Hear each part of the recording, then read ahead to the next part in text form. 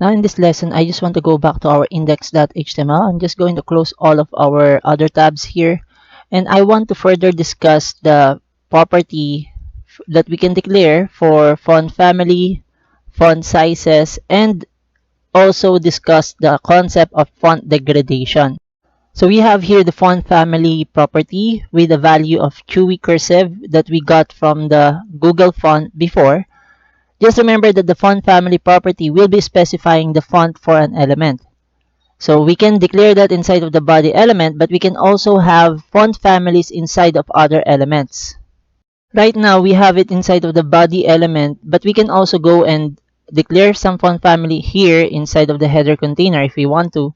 And the reason why we are seeing in our document here that the font that is being used is the font that we have here right now, which is the chewy cursive, is because all of the other elements that are child elements of the body element is inheriting the font family that we declared inside of the body element.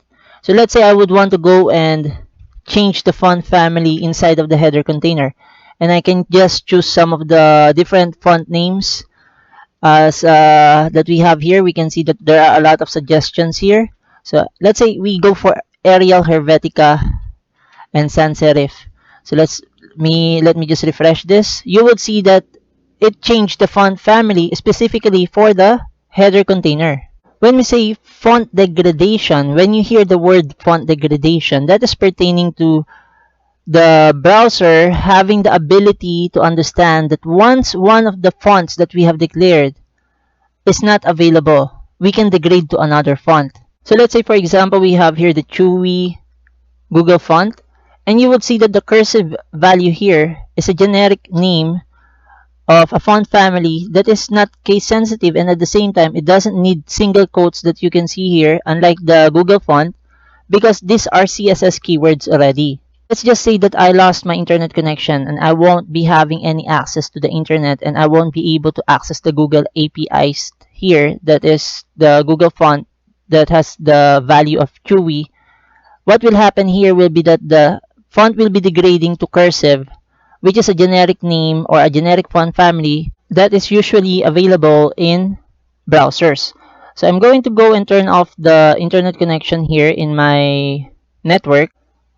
Now we can see that the internet connection is not connected, and once we try to go and save this and try to refresh this, we can see that the whole document changed its font and it became cursive, mainly because there's no internet connection and we are not able to connect to Google API to the external link that is from the Google font, and that's the reason why we have the cursive font here being rendered by the browser. So that is what font degradation means. This is similar to you having a backup font family just in case that a font is not supported by a browser, or let's say you lost connection from an external style sheet. You will still have some font family that will be displayed on your browser. The main idea here is that the font family can carry more than just one font family value. It can be from several font names that can serve as fallback system. If the browser does not support the first font, it will be trying the next font here. Now let's say that I already turned on our network here. I actually already turned on our network, and now we are connected to our internet connection here. So let's go and try to refresh it and see if it will be changing the font family again here. Let me just save this. And now we are able to connect to the API.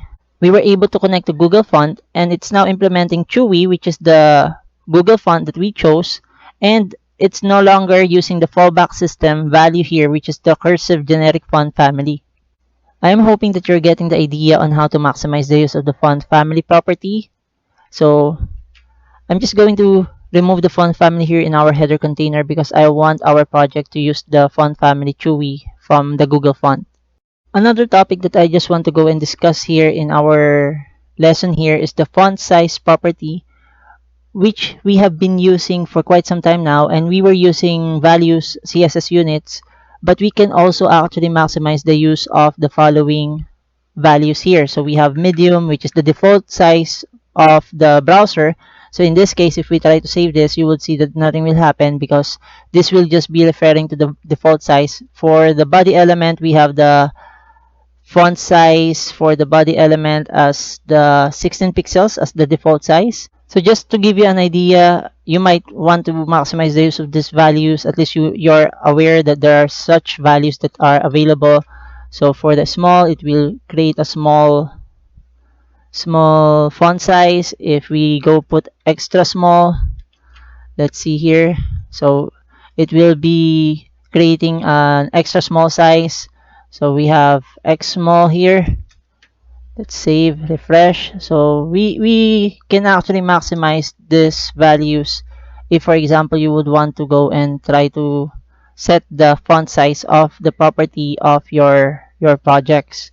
So we can also have here large. So those are the values that you can implement.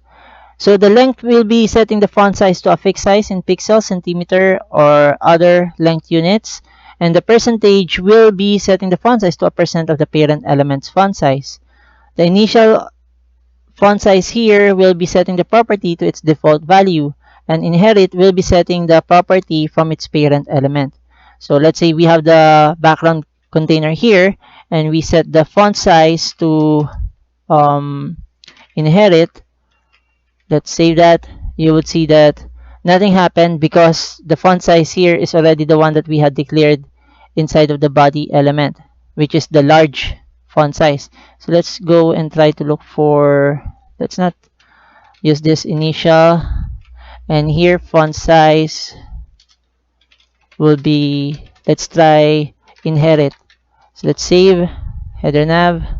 So you would see it changed the value because here the font size is large, but we changed the font size here to initial, and we changed the font size here to inherit. So the header navigation, which is inside of the header container here, it inherited the font size of the header container.